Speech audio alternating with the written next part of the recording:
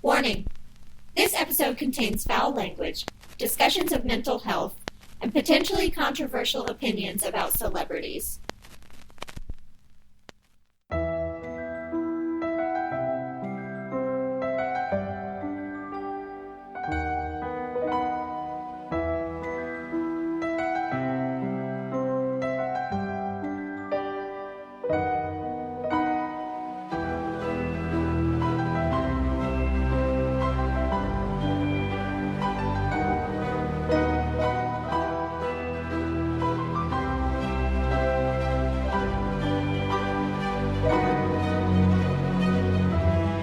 Weirdos, you are listening to Keep It Weird, the podcast for all things strange, unusual, paranormal, supernatural, creepy, sticky, gross, scary, and everything in between.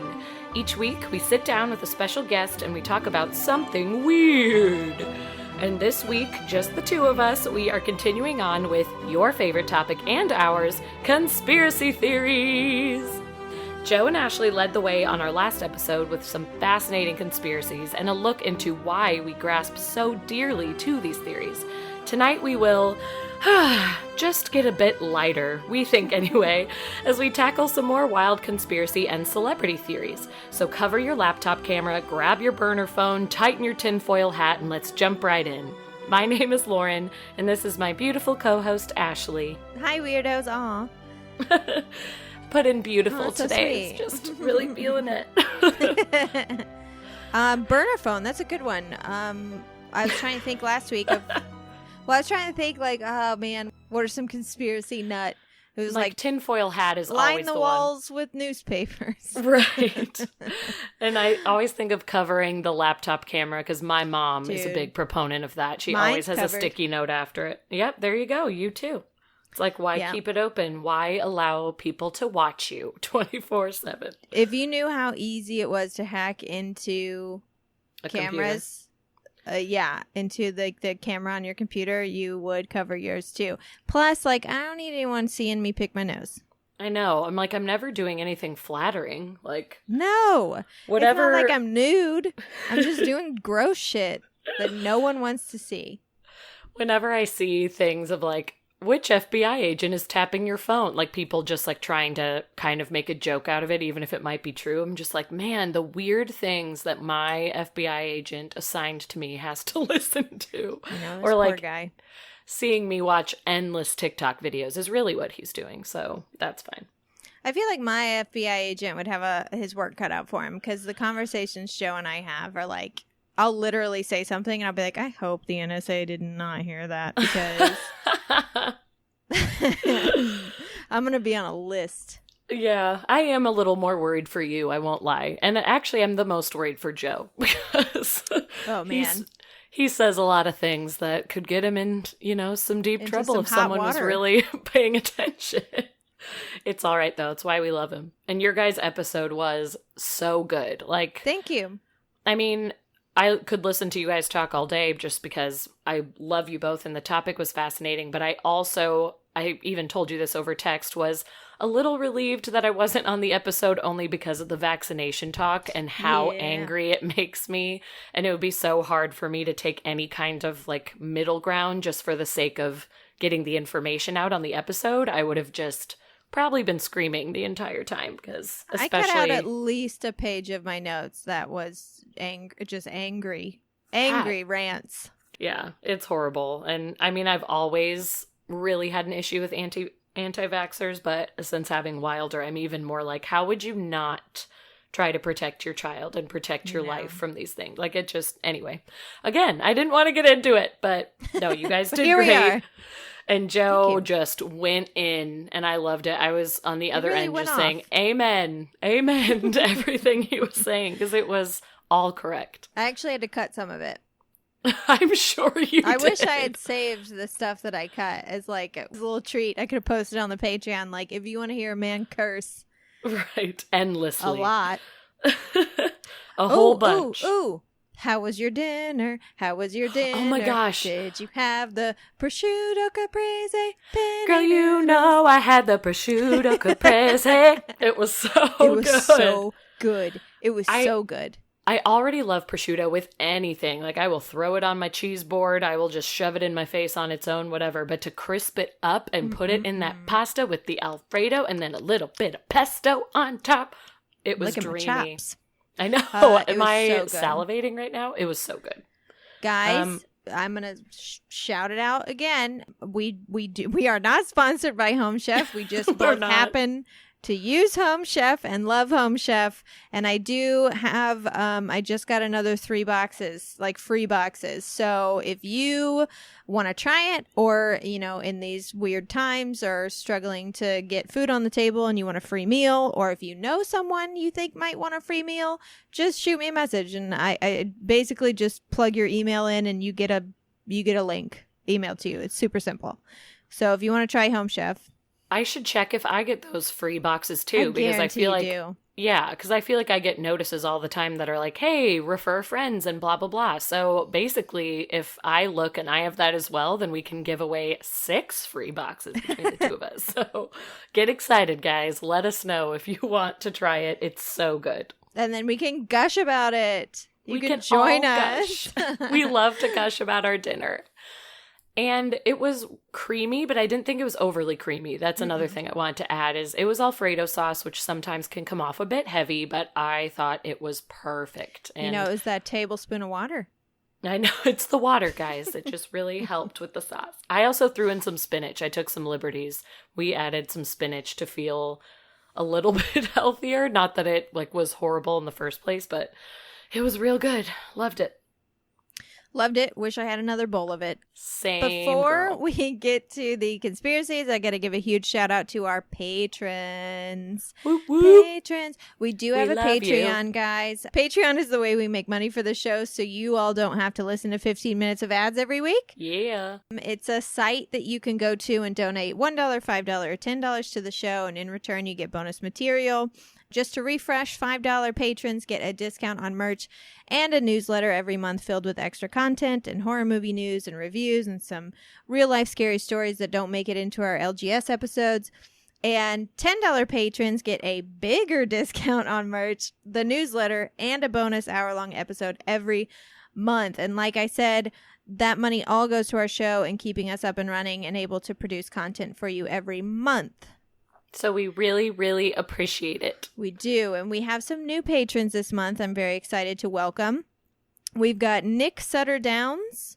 I know him. Really? Sorry, I just got so excited. He's Spelled from Peoria. NYK, which is so cool. I grew up doing theater with him. Oh my Nick, gosh. I love you. Okay, hi, Nick. It's so nice to meet you.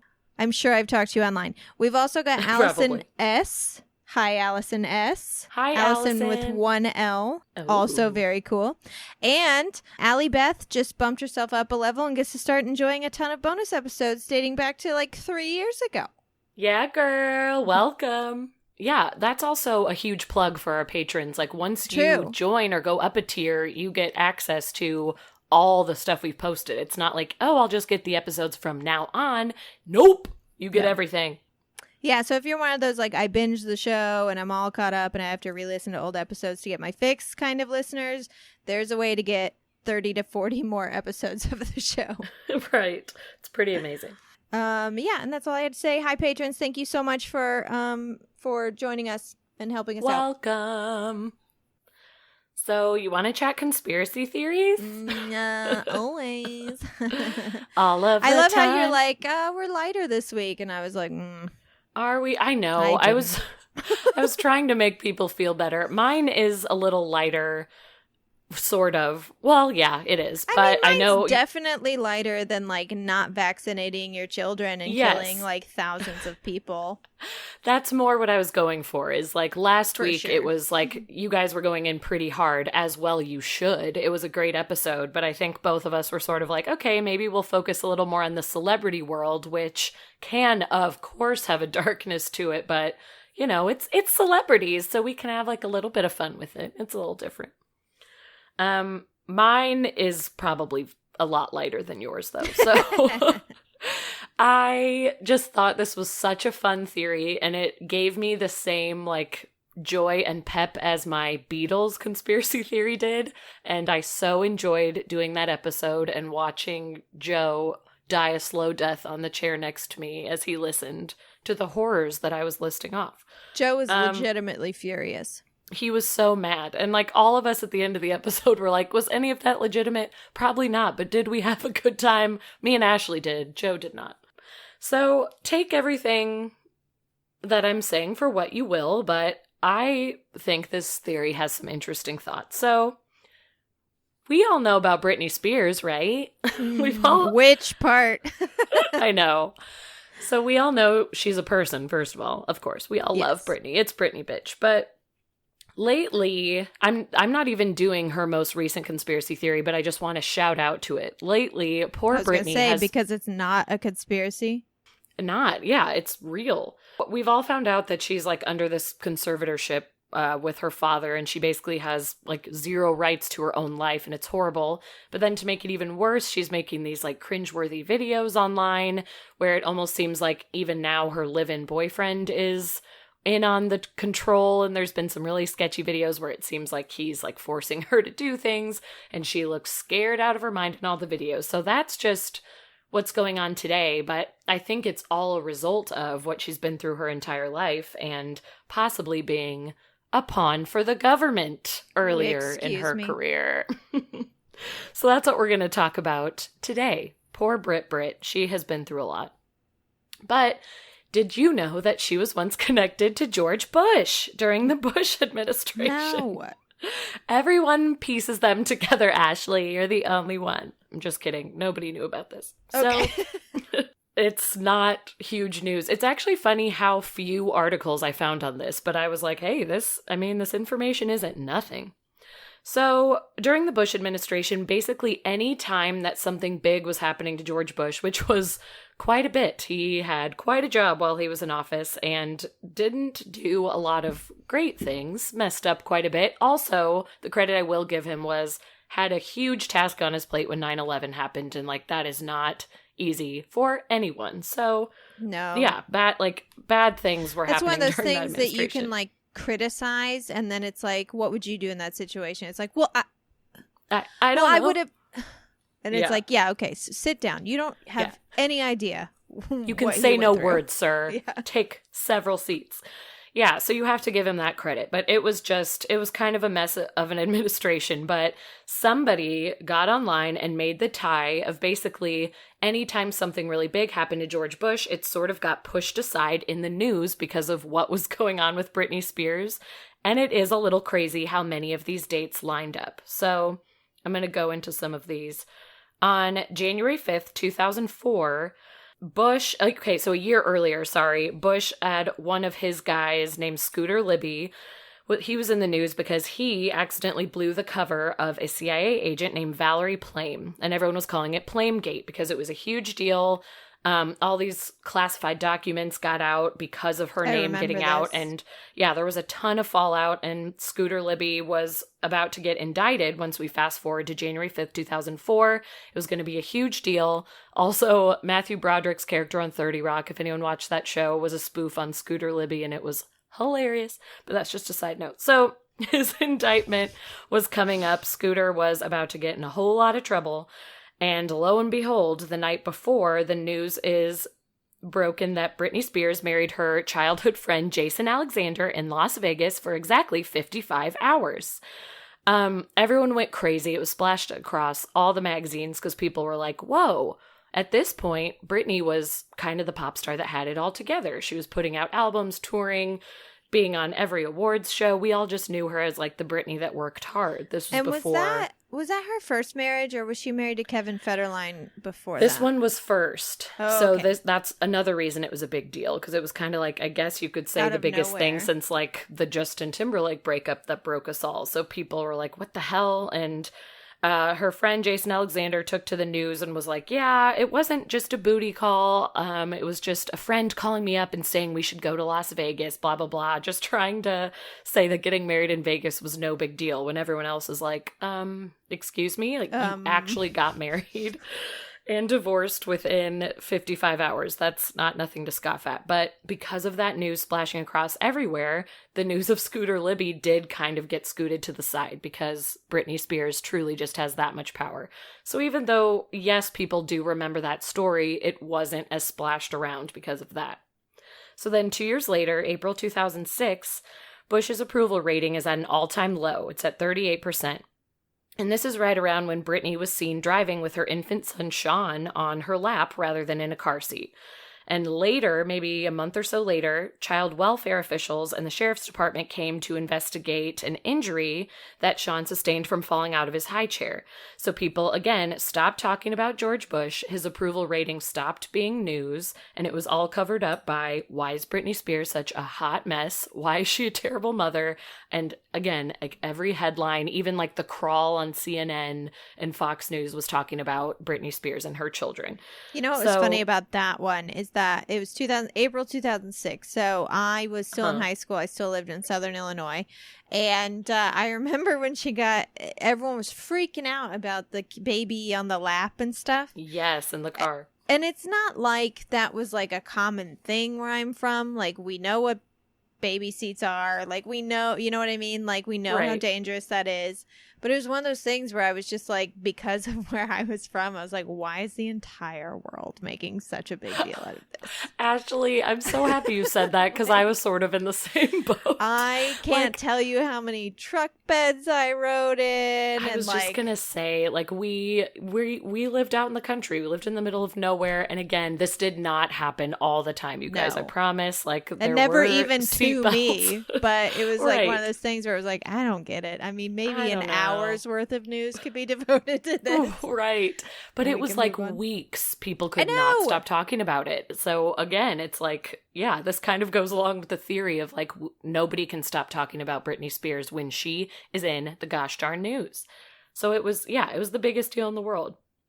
And then that same year, November 6th, the day before a midterm election in which Republicans were about to potentially lose 33 Senate seats and the entire House, Britney Spears announces her split from Kevin Fetterline. And again, everyone went insane. Every magazine, every news source on television. It didn't matter if it was Fox or if it was CNN. Everyone lost their goddamn minds and was like, Britney Spears and K-Fed are getting a divorce and we all don't know what to do. It didn't break hearts the way the Justin Timberlake breakup did, but people were just shocked because Britney and K-Fed were just everywhere. That was the news. That was the thing. People sort of loved to hate them because K-Fed was so freaking weird and nobody really understood why Britney was with him. Was he a dancer? I think so, and maybe like an amateur rapper. Right. Okay. I don't think he's not he had a dancer. amazing talent. I just Googled it. K-Fed, an American rapper, DJ, actor, television personality, professional wrestler, and fashion model. Oh, wait. His career began as a backup dancer. Yeah, okay. He was a dancer. So he was a dancer. He was a backup dancer, and all that other shit, it was made up. He basically claimed to be everything you can possibly be in the entertainment business. He was like, I'm a model, I'm a news anchor, I'm all of it. But no, he was a very special guy, that K-Fed. And so when they got divorced, everyone just went nuts. There was a huge custody battle on top of it. So not only was it just like, oh, these two celebrities are divorcing, it's like, who's going to get the kids? And then Britney had to start being pretty consistently tested for drugs because of the things that had happened earlier in the year. And was she out of control, and were her kids getting hurt on her watch, and would she be safe around them? So I don't even think she got to see her kids for a very long amount of time. And they were in Kevin's custody, which is so sad. And probably led to, some of the meltdowns we saw, but... Yes. Or did they? We'll see.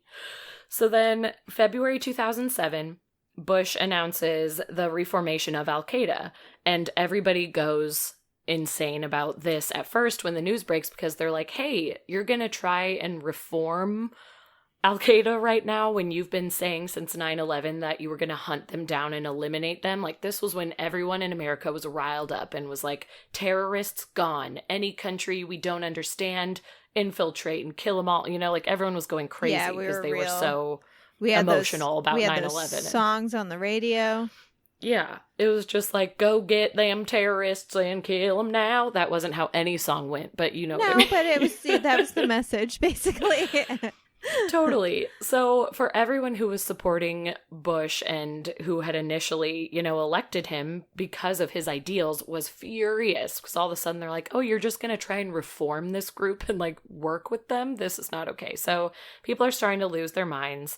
But before they could get too angry about it, this was the exact same night that Britney Spears left rehab, shaved her head, and attacked a paparazzi van with an umbrella, the famous meltdown that we all know and love to this day. So, yeah, but also like my proudest Britney Spears moment. Oh my gosh, I was also like, I was not a bitch. fan like, of Britney. I didn't get it. I didn't really like celebrities. I definitely didn't like pop music. And when that happened, I was like, okay. Mad respect. Yeah. I can fuck with Britney Spears. It weirdly humanized her. As much as people were making fun of her and judging her in that moment, I do think it humanized her for other people to say, okay, celebrities are just like us. They might have a mental breakdown. They might have a full-blown panic attack and not know what to do. And her life was in shambles with the divorce, the custody battle. Yeah, everything going on in her personal life just finally got to her. And just being forced to work and work with no reprieve ever. Like, her life was just working since she was a kid. She finally snapped, and it did humanize her a little bit. But it's crazy that I never knew it happened on the exact same night that Bush made this announcement. So people were able to get riled up for a hot second, but then it was like, Britney Spears loses her mind. Yeah, but then I was like, we've got more important things to deal with. Yes. Britney has no hair. Was shifted. Yeah, Britney's bald and she has an umbrella and we don't know what she's going to do with it.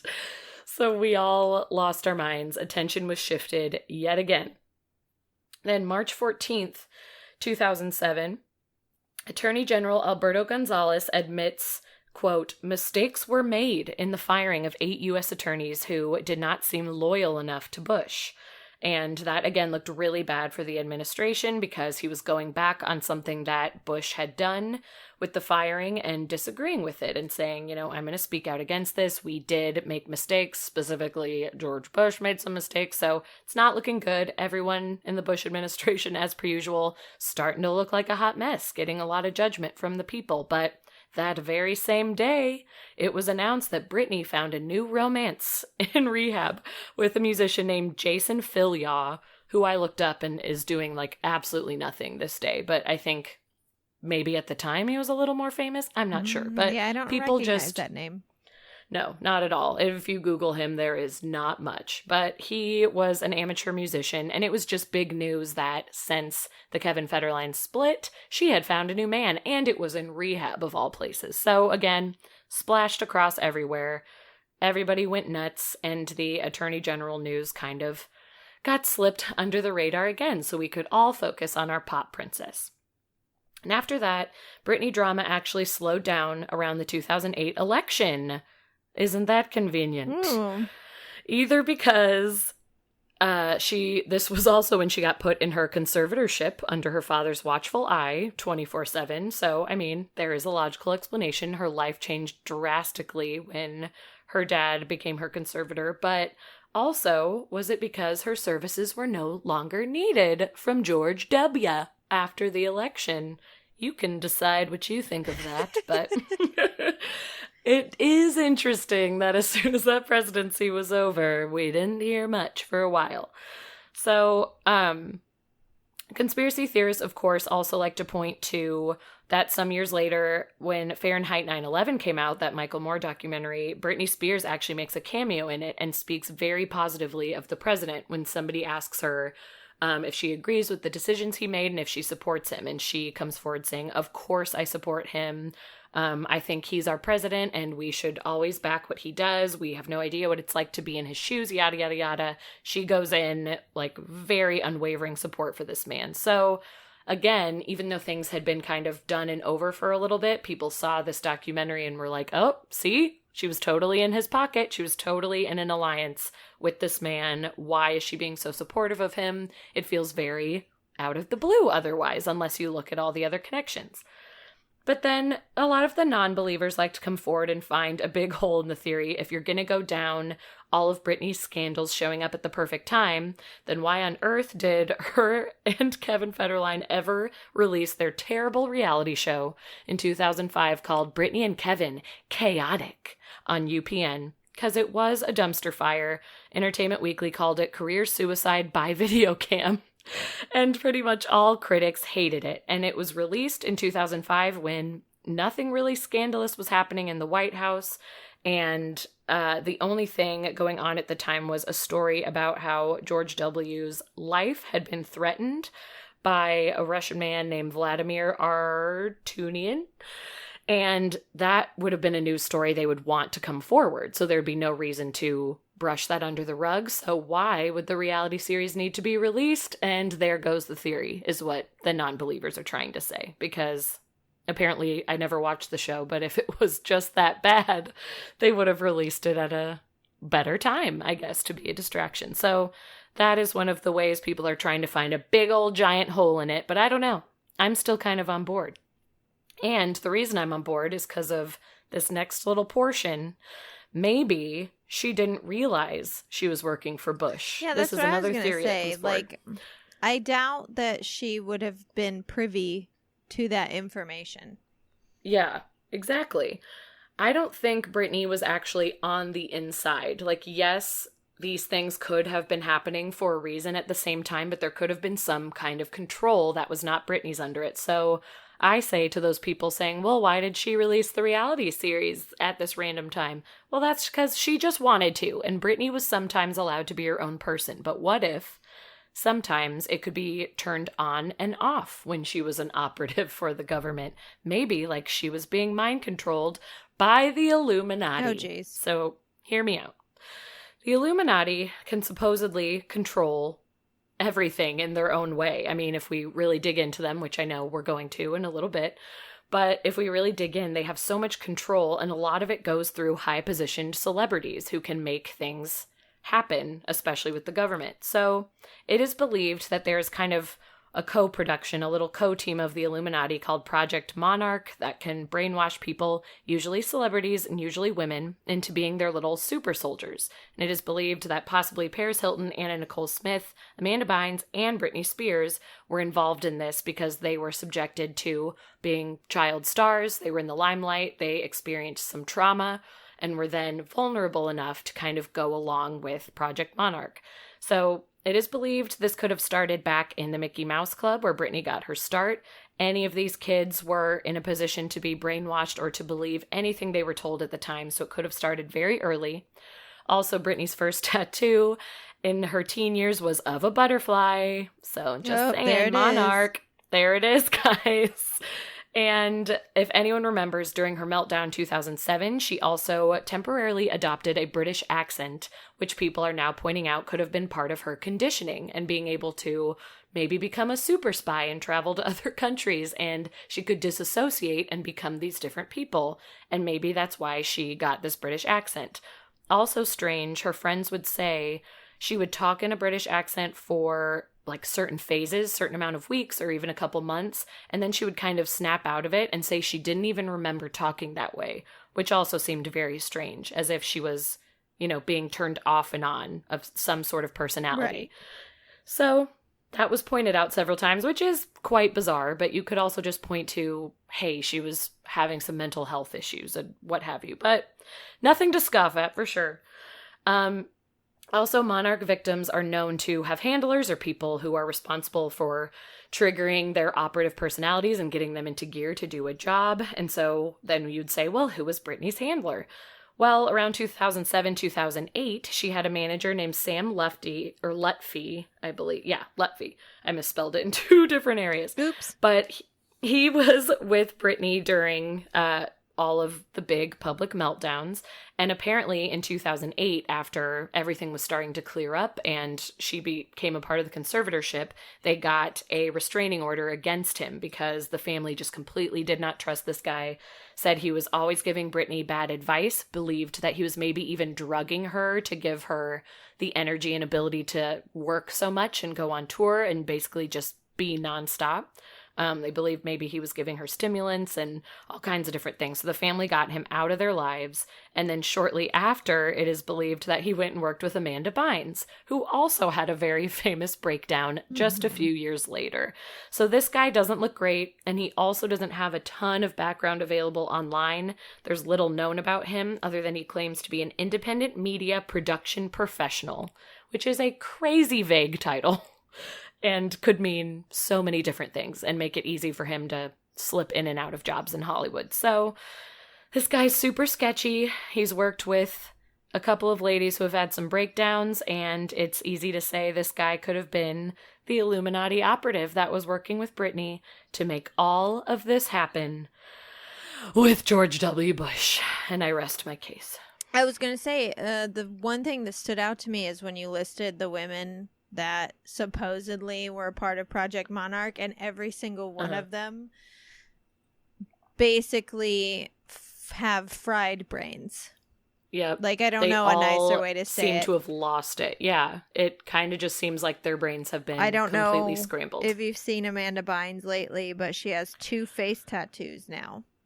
I know, and she's been in and out of rehab and was like engaged to a guy, but then saying she hated him the next week, but now I think is dating a new guy that she met in rehab, and it's but that's endless. A lot of celebrities.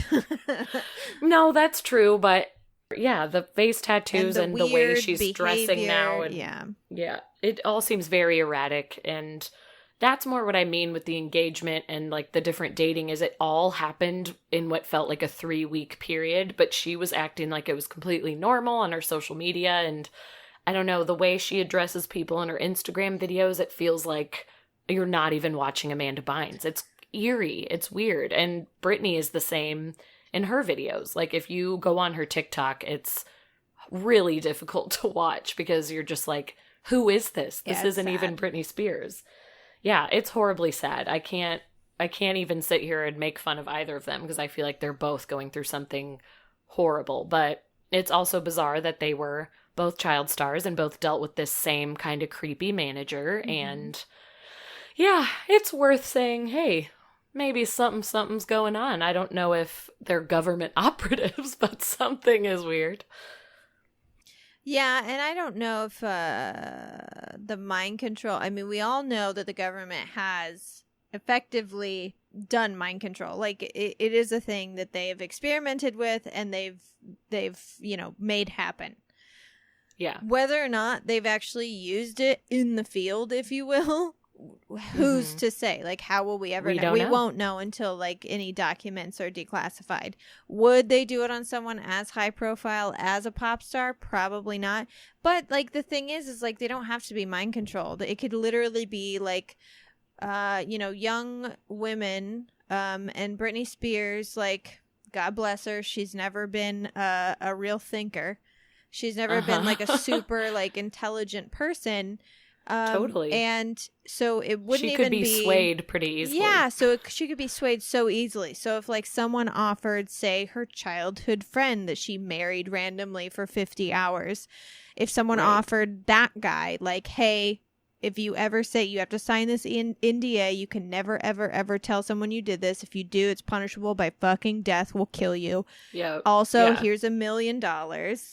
Yeah, let's give you all the money if you'll be a part of this story and make this crazy splashy headlines for us. Yeah. Yep, it's true. No, exactly. The mind control to me definitely felt like a step too far in the theory. Obviously, it was a fun read and an interesting read, like about Project Monarch, but I completely agree. I think she could easily be talked into all the things she was doing, or even not necessarily talked into, like when it comes to her big public meltdowns and those sort of things. Like she was just pushed too far. Like people just knew how to push her the right way and force her into things that would drive her to her breaking point. So you can look at it that way too. But it really just seems like she doesn't have a ton of people in her corner for the most part. I feel like everyone in her life has been wanting to hurt her or take advantage of her in some way or another. And it's just so sad. Yeah. But was she working for George Bush? What's your final say on the information presented to you, Ashley? No. Not even an inkling of a yes. No. Come on. I don't believe so. But crazier things have happened. You are right. No, at the end of the day, I don't think so either. But man, I really enjoyed reading that story. It was a good time. I want to know where, like, what the birth of that story is. Like, where did it come from? Chicken or the egg? Like, were they noticing like the randomness of her big headlines, big negative headlines? Were they noticing it in real time? Was it something like not until Bowling for, or was it? It wasn't. It was Fahrenheit 9/11. Was it like the interview she did that made someone go like, what the fuck? And then started looking into it? That's sort of what I think. Yeah, I agree with you. It's hard to say exactly where it was birthed from, but I sort of think it's from Fahrenheit 9/11 because several people online were like, why the hell is Britney Spears so, like, why is she in this, first of all? And also, like, why is she so excited about George Bush? This seems very strange. So I think that maybe kicked things off, and then God bless whoever took the time to go through and match up all those timelines, because that would have taken so much time to comb through all the news and be like, wait, when George Bush was doing this, what was Britney doing? Oh my gosh, like they lined it all up so well. It was pretty impressive, the work that went into it, I gotta say. Well, speaking of the Illuminati. Yes. That was my segue. That was beautiful. Well, my research was all over the place this week. I mean, when we started recording, you thought I was talking about a completely different thing. I sure did. But as we always say, the stories dictate where we're going to go sometimes. Yeah. I mean, I started out wanting to cover Beyoncé because she's kind of like the queen of conspiracies. And there are so many out there about her, ranging from ridiculous to cruel. And I found a lot of really, really interesting stuff. And I might find a way to get all my research to you guys. Maybe in like our Facebook group or something. But I thought it would actually be more important and a better use of my time to discuss some celebrity conspiracy theories and explain kind of where they come from and how they are created. And and because I started with B, and I'm still going to use her as a focal point several times, I obviously got very well acquainted with the Illuminati. Of course you did. Which is the one conspiracy that everyone knows, and honestly the one that every other conspiracy of hers stems from is the Illuminati. So let's hear it. I actually don't think we've ever gone over this on the show before, but if we have, I apologize. This is going to be like a short refresher about the actual Illuminati, so you can kind of see how it evolved to get to where it is today. So, the Illuminati was once a real thing. It was a Bavarian secret society founded in 1776. Basically, they opposed the Roman Catholic Church and their power and wanted to free themselves from both the church and government restrictions. And this was long before anyone had separation of church and state. The churches ruled everything, everywhere. Well, it turns out a lot of people felt this way, and the Order of the Illuminati became kind of huge. It started with 5 members and it grew into thousands. And unfortunately, the more people who know your secret, the harder it is to keep it a secret. Right. So in 1785, secret societies ended up being made illegal and punishable by death. And that was actually really the Illuminati's doing. Because they were kind of like Scientology, because members were in positions of power in several different like civic and state governing bodies. Yeah, they were getting way too much control. Yeah, but they like we gotta slow these guys down. They weren't though. Like it was very like this guy runs the library, but it was like they were kind of popping up everywhere, and not just like it wasn't just like this street vendor. It was like people. Sure. Like I know there was a judge at the time who was a part of the Illuminati, so. When word started getting around about this, the public started growing concerned because they didn't really like know much about them. They just knew that they were secret and they were a society. That was it. Then several Illuminati court officials gave some preferential treatment to their fraternity brothers, and that's when kind of all hell broke loose and the government banned secret societies, including the Illuminati. And at that point, several key members had to flee. But some of those who were left decided to break up into smaller groups that pretty much didn't make it far. They dissolved pretty quickly. Well, 20 years later, a French publicist and Jesuit priest named Augustin Beruel and a British physicist named John Robinson publicized a theory that the Illuminati had survived and that they were actually behind the French Revolution. Oh, that's huge. It is, but like, it's super shitty of them. How are they backing this up? Yeah, they wrote a whole book about it, and it was huge. It was a huge hit, hugely popular, huge. It was huge. Huge. Even, it was so big it made its way to the United States, and that's what brought the Illuminati theory to the United States, and obviously it really freaked people out. People were like, what? Yes. How is that possible? That could happen here if they wanted to. Right. However, when conspiracy theorists bring this book up and this theory up, they forget to mention that after enough of this guy's contemporaries read the book, it was rejected. It was completely false. It was foolish. It didn't make any sense. It also was kind of shitty to like try and take away like what actually happened in the French Revolution. Right. Taking away from the people who fought and worked so hard to get change. Yeah. And just say like, nope, it was this secret society that didn't even exist at the time. Yeah. They controlled everything. Yeah. And pretty much today, most scholars, I couldn't actually find a single scholar that backed it up, but so most of them reject Barrowell's version of the revolution. But the work is still super cool and important because it was kind of the first time in history we put political conspiracy theories into writing. So that's kind of fun. Yeah, it's a big deal. But that's kind of the last time we heard from the Illuminati. There are several present-day fraternal organizations that claim to be descended from the original Bavarian Illuminati and even use that as a means to attract membership and get money. But fortunately for us, none of them have amassed any significant political power or influence. So, you might be wondering, though, how did we become so obsessed with the Illuminati today in the year of our Lord 2020, if this all happened in the 1700s? Actually, it took place in the 1960s. It was a silly little made-up work of fiction.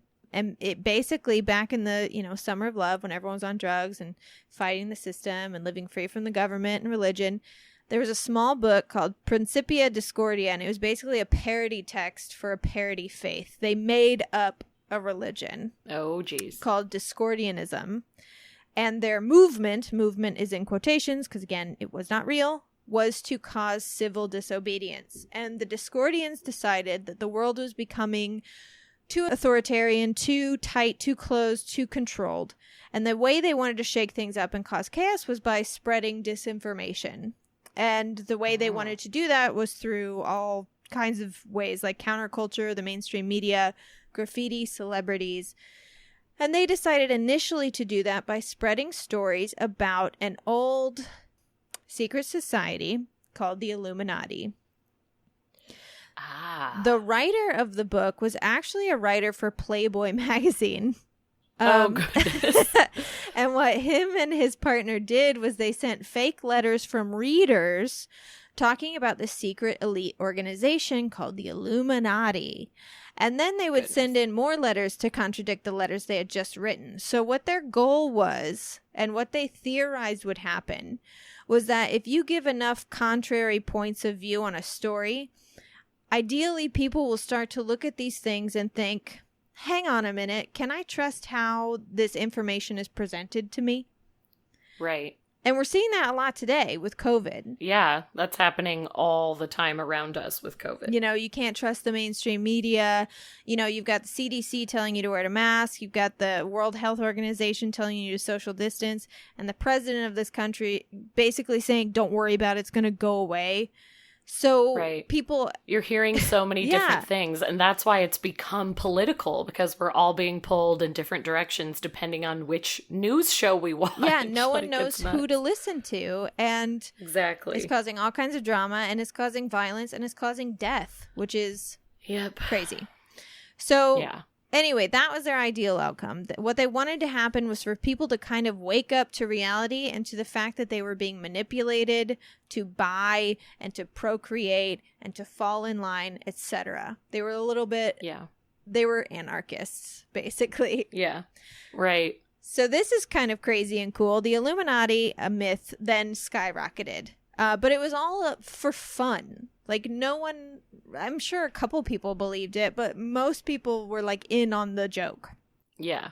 So Wilson and another Playboy writer wrote the Illuminatus Trilogy, which was a trilogy of books which attributed several cover-ups from our current time, the assassination of JFK, for example, to the Illuminati. Oh, tricky. The books were such a surprise success that they were made into a stage play in Liverpool, which actually launched the careers of both Jim Broadbent, who you know from Game of Thrones, and he's also Harold Zidler in Moulin Rouge. Love him. And also Bill Nighy, who you guys probably know from Love Actually and Pirates of the Caribbean. Yes, ma'am. So in a way, that is amazing. They are two actors who do actually owe their careers to the Illuminati, because that's where they were first seen. You guys are celebrities who have to thank the Illuminati. Gave you your career. So the Illuminati found its way into electronic and punk music. There was even an Illuminati role-playing game that appeared in 1975. But it was a known joke, like I said. Like, it was for people fun. were in on it. Yeah. Yeah. What made it serious business was actually the internet. And I'm still not convinced that the internet was good for mankind. But I guess only time will tell. It has a lot of issues. I don't know if I like it. And I'm saying that as a person who has a show on the internet. And we use it constantly, and I use it every course, day. But I feel like maybe if we didn't have it, we'd be better off. It brings so many dangers, too. But continue. So the internet. The problem with a lot of conspiracy theories, and we're seeing this a lot with QAnon, is that people are creating documents, whether it's memes or screenshots or PDFs or whatever, with the information instead of posting links to the information. They're not like sourcing anything they're putting out. Yeah. Obviously, this is for a reason, because no one's taking the time to research the information themselves. And I don't know if it's a trust thing. For the people who aren't taking the time to like actually look it up, like they see something and they go, okay, that's a fact. I don't know if it's that's real. I'm going to post it on Facebook. I don't know if it's a trust thing or if it's a fiction is more fun than fact thing. I guess it kind of depends on why you're into conspiracy theories. Right. But like, for example, I was talking to a guy on Twitter once and I was like, this can easily be debunked by a 20-second Google search. And he was like, Google. Yeah, right. Like, I'm going to trust Google.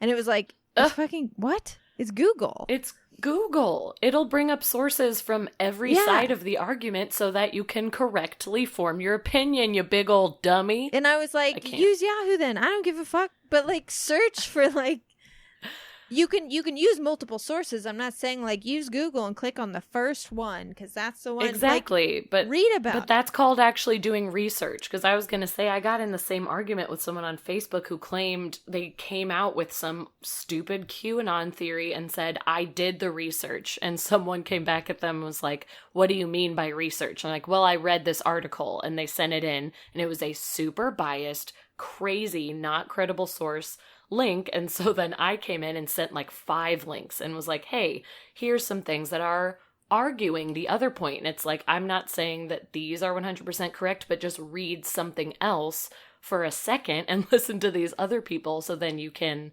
form a better argument. It blows my mind that people claim to be investigators and researchers who don't actually look at anything. But anyway, that was a rant. No, I totally get it. I totally get, because the thing is that Google does, and maybe this is what he was saying when he was like I, trust Google. Maybe he was saying because Google will put certain things above, in the results, like certain things will be first.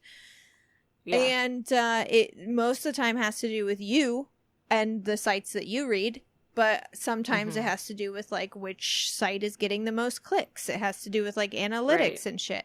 But that kind of stuff can be easily manipulated. So like I kind of get where he's coming from, but at the same time, no, I don't, because you have fingers and you have eyes and you can click on as many links as you want. Anyways. Right. You have the ability. So I actually have an example. In 2009, Prince went on a PBS talk show, and Prince was a character. Like we all know, he was a total weirdo. I love him very much. apparently he believed in some conspiracies. At one point in the interview, he talks about how he believes in chemtrails. And chemtrails, for anyone who doesn't know, is like when the jets fly over and they leave the trails behind them.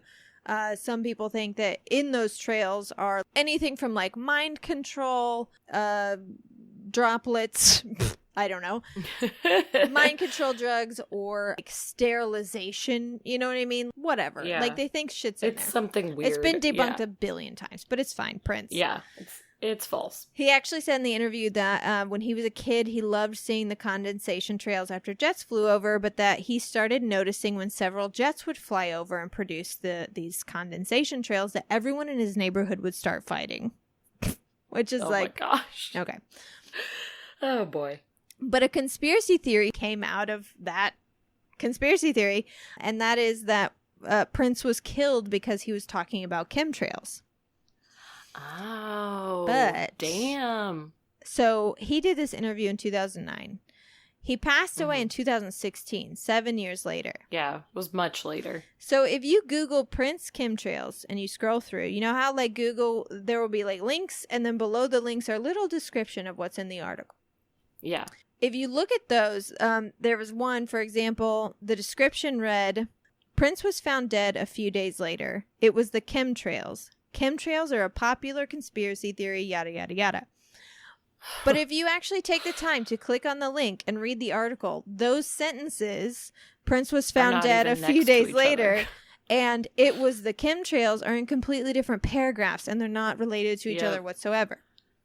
But people don't know that's how Google works. Like, it quotes different areas that you looked up in the search and puts them together so you know that they're in the article you're about to read, but it doesn't mean they're next to each other. Yeah, because that's the thing. It's like someone can put that in a meme and say, like, you know, on one side it'll be like, Prince did this interview talking about chemtrails, and then it'll be like, Prince died of a mysterious drug overdose. And it's like, okay, sure, but he talked about the chemtrails 7 years before he died. You'd think that they would take him out a little faster. Sooner. One. And two, you know, you do this for a reason. Like, there's no links involved. You want people to do their own research, and what they will probably do is type in Prince chemtrails. Yeah. And that's what they're finding. They're not going to take the time 100%. To click on the link. This also was a huge problem in the Wayfair child sex trafficking conspiracy that was posted earlier this year. There were all these side-by-side photos posted of missing girls next to exorbitantly priced Wayfair items like pillows and cheap-looking cabinets. And the best example would be missing 17-year-old Samaya Mumin next to a $13,000 white cabinet called the Samaya 5-shelf storage cabinet. Samaya, though she did go missing, was located less than a week later. And it was like a year ago. And she even went on Facebook Live to tell people how stupid they were for believing this. Like, I'm fine. Like, I'm good to go. Yeah, she was like, you are all so gullible. You're so stupid. All you had to do was Google this. No one took the time to. But in fact, if you Googled most of these girls, most of them were missing, but also found. And it still didn't quell the conspiracy. It still did not stop conspiracy theorists from running with this. To this day, people are still believing in it. Like, I thought this had all been squashed and we all realized that this was not true. But yeah, I still see posts about it on Facebook of like, have we all forgotten about Wayfair? I'm like, yeah, because it's not real. I'm so confused by it. And I won't even lie, guys, I did buy into it at first. We talked about it on our Facebook group. We all were kind of like, guys, check this out. It's very strange. It's bizarre. But again, do a little research and it turns out it's all garbage. Yeah, I posted it in our Facebook group and I was like, is anyone else following this? And then within a couple hours, I was able to debunk every single claim that they had made in these like weird posts. They got me, guys. For sure. They got us good. So yeah, the internet's just like a breeding ground for these things because no one actually bothers to take the time to research the information that they're given before it's passed along. Like you said, before they just repost it to Facebook. Where it's like, did you even... Okay, so anyways, back to the Illuminati. So we're back. Some of the reasons that musicians have been a target for these conspiracies One of them is the lyrics to music, because lyrics, much like Bible verses, are full of symbolism and imagery. Mm-hmm. True. And getting back to Beyonce a bit, I wanted to use this example. This had a huge conspiracy theory whenever this was, like 2-3 years ago. The Becky with the good hair situation. And the full lyric is, he only wants me when I'm not there. He better call Becky with the good hair. I'm sorry that I'm the whitest person. And I can't even get that. I loved it. So that was off of her album Lemonade, which is autobiographical. And we know that her and Jay-Z had some marital problems. And Sure. Infidelity seems to have been one of them. Yep. So obviously people went nuts trying to figure out who Becky was. And they were pointing fingers at all types of people. I know designer Rachel Roy, for example, eventually things got so bad for her that she had to make her Instagram private because people were being so wasn't she getting death threats? Yeah. On everything she posted. I remember that. For no reason. Because she posted a picture of her that said, to go on. Good hair, don't care. And that meant that she was Becky. Becky with the good hair and slept with Jay-Z. So internet is relentless. Relentless. But here's the thing. So yes, those are the lyrics, but actually if you ask black women what they feel about the lyrics, they'll tell you that it's a comment on race, and that the inference of the lyric that Becky has desirable sleek hair, while black women like Beyoncé have naturally curly texture to their hair. So the lyric not only shines a light on possible infidelity, but also the way that society perceives good hair and bad hair, of which we can see everywhere, seeing as like young black men and women can be sent home from school for wearing braids, or like not get a job because they have an afro. It's madness. Right. So that's deep. Mm-hmm. But it might be a little too deep because so many conspiracy theories popped out about it, including just recently a Florida politician running for Congress has tweeted about this. Our world is so dumb. Oh my goodness. What? He tweeted this on July 4th this year. This is what he tweeted. Yes. He said, Beyonce is not even African American. She is faking this for exposure. Her real name is Anne Marie Lestrassi. She is Italian. This is all part of the Soros deep state agenda for the Black Lives Matter movement. Beyonce, you are on notice. Hashtag Great Awakening. Hashtag QAnon. Hashtag Trump 2020. Hashtag I'm an ignorant racist. Hashtag why won't the aliens just kill us already? Like this was posted by a person running for Congress. I wish you could see my face right now. My jaw is on the floor. My eyes are rolling so far back in my head. I cannot believe this is someone running for Congress. Is that what you said? He's running for Congress? Yeah. What? I can't believe this man is real. I can't believe he publicly posted that and thought it was okay. I can't believe humans are the way they are. I can't believe we have to share this planet with that man. Well, he's part of this weird uptick in Q people. That's what QAnoners call themselves. Q people who are running for Congress. There are actual possible winners. They have votes that are associated they have with supporters QAnon. Who are they're all running Republican tickets, like surprise. Yep. But yeah, so this guy, there's just no hope for our country. It really, it's done. It failed. We tried it. We gave it our best shot. Yeah, we have to move on. So yeah, some random person on Instagram that went by JJWWEBB started this rumor, said that B was told by her producers to go black, and then you'll have greater audience appeal. And QAnon just ran with it. That is just insanity that everyone's looking at this woman who exists and has for a very long time, and there's photo evidence of her being around and being black for many years, and that is still a statement someone would make. I know, that's the thing, is it'd be different if we didn't have photos of her and her sister and her father when they were literal babies, right? Literal 6 years old. Then maybe you could make this up, but we have whatever. I can't. You can't. The proof is there.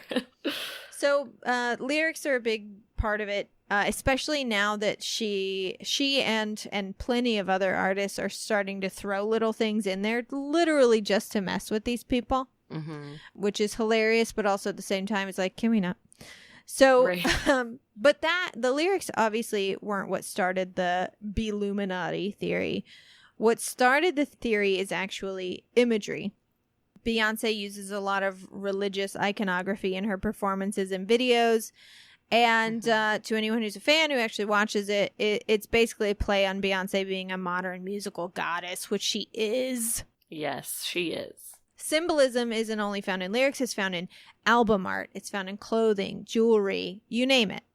One huge Illuminati symbol is the triangle. And where this came from, again, it didn't come from the original Illuminati. The original Illuminati, their symbol was an owl. So this is just purely made up. But I'll tell you where modern day conspiracy theorists kind of took it upon themselves to create the Illuminati symbol as being the triangle. So one, it's an easy shape to see in a lot of things. You can find triangles everywhere. You can make your eyes believe that a triangle is all over the damn place. It's easy to get the ball rolling on that one. Triangles are easy. It started with the Eye of Providence, which is a religious symbol, basically the all-seeing eye of God. And it's been around since who knows when, but it's been used in America since the 1700s because we chose to use it as a part of the symbolism of the Great Seal of the United States, which is why it's on our dollars. It is. Now, how it links to the Illuminati is because the Freemasons began to use it as well in 1797. The Freemasons were obviously V-Christian, and they thought the eye was a good symbol because it served as a reminder that, you know, our thoughts and our deeds are always observed by God. Well, conspiracy theorists use that as a signal that the Freemasons had a great amount of influence in founding the United States of America, but the USA was using the symbol 14 years before the Freemasons were. So it doesn't work out. You can throw out your weird national treasure. It is so national treasure. I love it. So here in America, we started encasing that all-seeing eye in a triangle. And why? I don't know. I assume the triangle represented the Father, Son, and Holy Spirit because they're also V-Christian here in America back then. But it also could have just been appealing to look at. It's a cool design. Yeah. The end. Right. End of story. However, this has led conspiracy theorists to relate anything triangle-shaped to the Illuminati, even though the Illuminati had no connection to the Freemasons. It's just exhausting going back and like actually reading history and being like, oh, you guys just made it up. It was all completely made up. I mean, it's even bringing me back to our conspiracy episode on the Denver airport and how there's like a plaque or some sort of crest outside the airport that has a triangle on it, and everyone lost their damn minds and was like, the Illuminati 100% built this airport, which, I mean, the Denver airport, as we all remember, does have so many sketchy things about it that you could easily believe any of this. But it was like, oh no, but that triangle on the plaque, like it is the Illuminati. It was the Freemasons symbol that's on the plaque. And so everyone was like, it's the Illuminati. Right. It was like everyone ignored the Freemason part of it, and it just became the Illuminati built the Denver airport. It was like, oh, well, how did we get here? How did we get here? I'm lost. Well, so speaking of like triangles, Jay-Z has been known to throw up what, and for anyone who doesn't know, Jay-Z is Beyonce's husband. He's been known to throw up what conspiracy theorists claim to be a triangle with his hands. But if you look closely, it's not the shape he's making. It's the shape of a diamond. And the reason he does that, slang for diamond is rock. And Jay-Z's record label is Rockefeller Records. His entertainment company is called Rock Nation. So the symbol is alluding to that. That's his brand. It's a rock. It's a diamond. Beyonce obviously throws it up occasionally as well because it's her husband and, you know, she's part of Rock Nation. And if you see other artists like Rihanna, they are also a part of that, like whether they're on tour with Jay-Z or what have you. It's a diamond. And if you're like, no way, that's a triangle, no way does it mean diamond, well, get in your time machine and head back to the 90s when professional wrestler Diamond Dallas Page was throwing up the rock during every single match. Yes. And actually, I found this out while researching this. He even sued Jay-Z for using it in 2005. Geez. He's like, you stole my hand symbol, you stole my diamond. That's so funny. To sum it up, like in conclusion, my thing, why is it that Beyonce has so many conspiracy theories surrounding her is the first question I want to answer. And my opinion is racism. Yeah, it's a huge part. Whether it's straight up like bald-faced racism or racism you didn't even know that you had in you. I think that these people look at Beyonce and can't fathom how a black woman could possibly become... the successful queen she's royalty. That she is. Yeah. She's amazing. She's one of the most successful people in our country, like in the world. Yeah. You know what I mean? Mm-hmm. And I don't think it's racism because they have like white guilt. I think that because a majority of online conspiracy theorists and QAnoners are incredibly racist. Right. It matches up. Yeah. So, and that ties into, again, it started with the Illuminati stuff, and that's kind of the reason all celebrities have to deal with this Illuminati bullshit.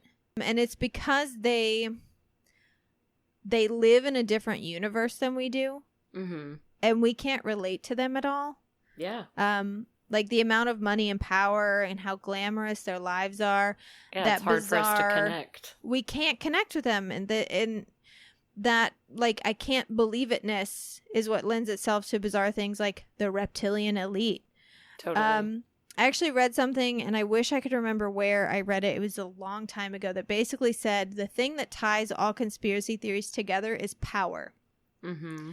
Because you never hear a conspiracy theory about the homeless guy in the street. Right. It is always about people in power that we just cannot understand. Like, how did they rise to this power? How are they maintaining this authority and power? How are they able to work this hard? I feel like that's another one, is people always believe celebrities have clones, or like there's some person who looks like them who goes on, does performances for them because they can't possibly do all of that. And it's like, we just cannot believe the world of celebrity and the world of higher power. We just can't.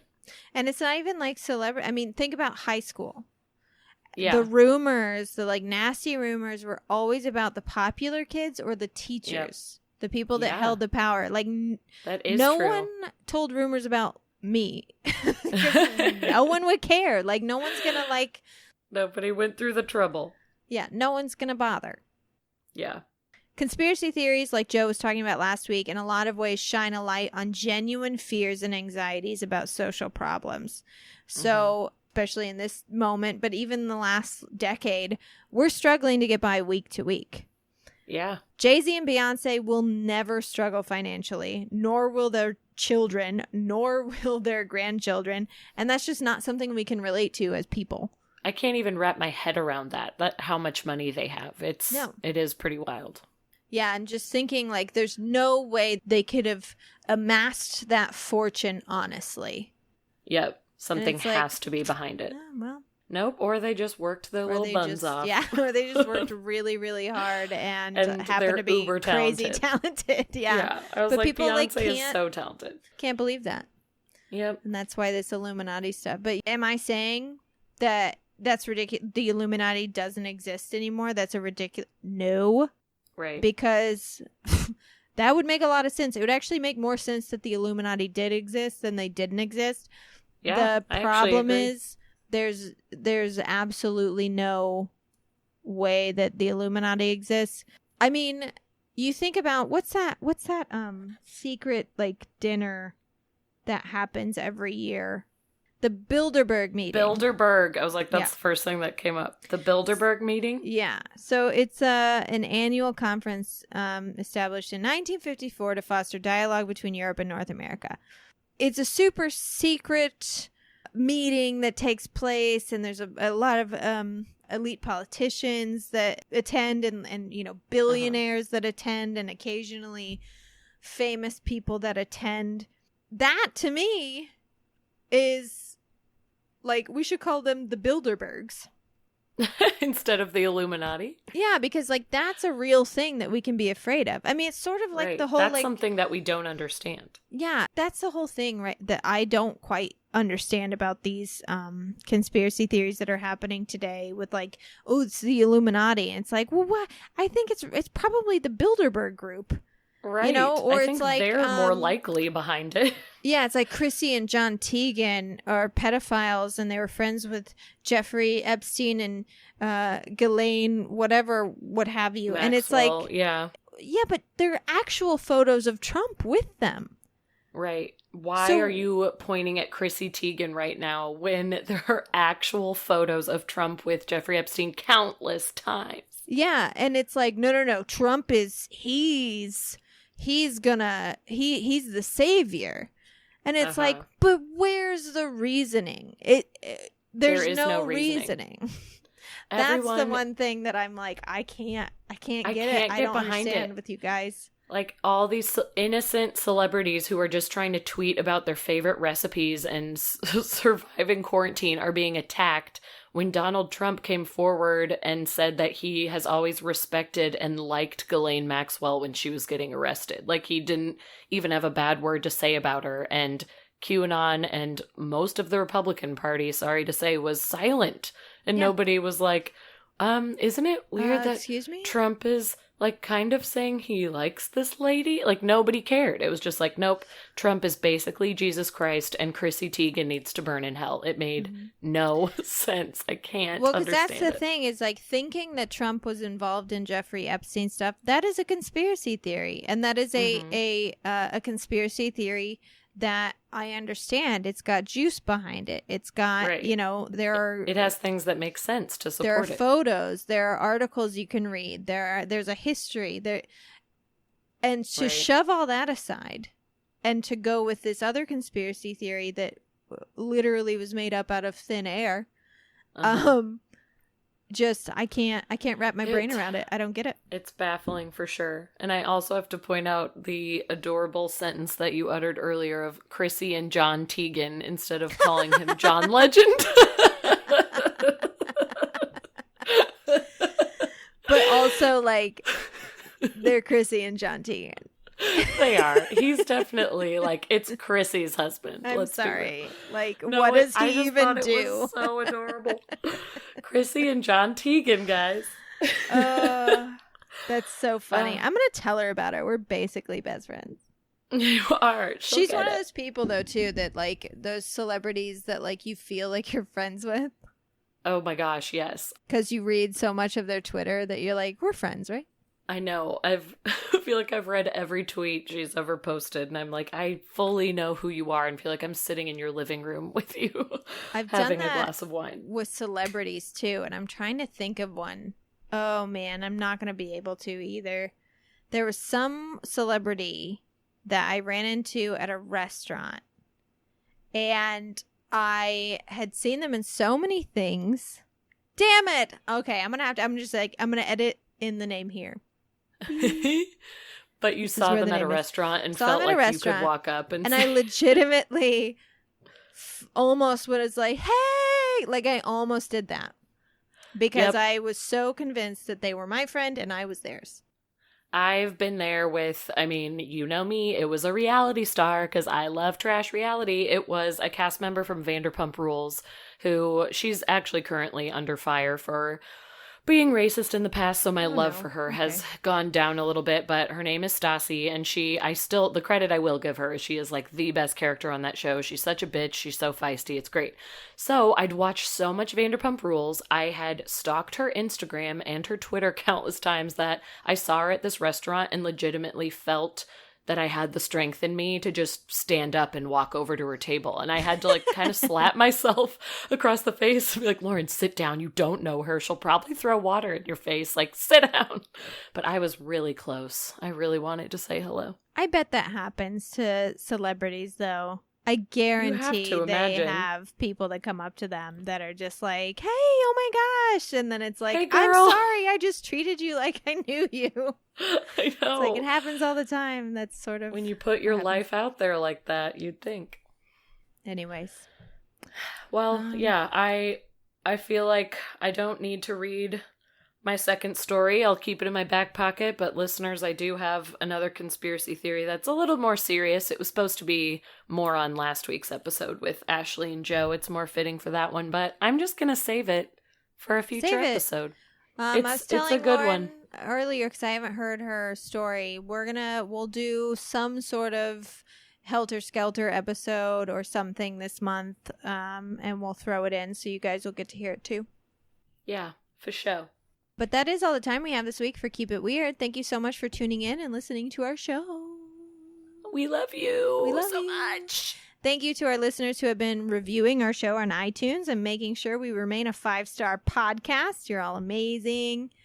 Thank you to our listeners who donate to our Patreon. You guys are amazing as well, and we couldn't do this show without you. So, like I said earlier, if you want to join this elite group, please head over to www.patreon.com/keepitweirdpodcast, and you'll get bonus newsletters and episodes every month.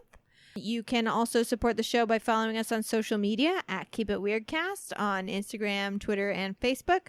Or you can get yourself some Keep It Weird merch from our Etsy store at www.etsy.com/shop/keepitweirdpodcast. I'm pretty sure that our warehouse is caught up on orders and with COVID, so there's no longer a month-long wait after you purchase a shirt. So get that merch. What's our sign-off? Oh, goodness. She's so lucky. I was trying to go back to She's her a older star, song. but she cries in her love. Which, that could be a song that's pointing to how badly she was seriously, treated. Yeah. Oh gosh, now I'm blanking on both of them. Tears come at night. That's a bad song. I think that's a great sign-off. Yeah, just sure. Singing Lucky. Here's a really bad song for you guys. This one goes out to all the people in the world whose minds are being controlled by the Monarch Project, or whatever the hell. We're a mess. We're a hot mess with weird. Keep it keep it weird. Keep it weird, guys. Help! Oh boy.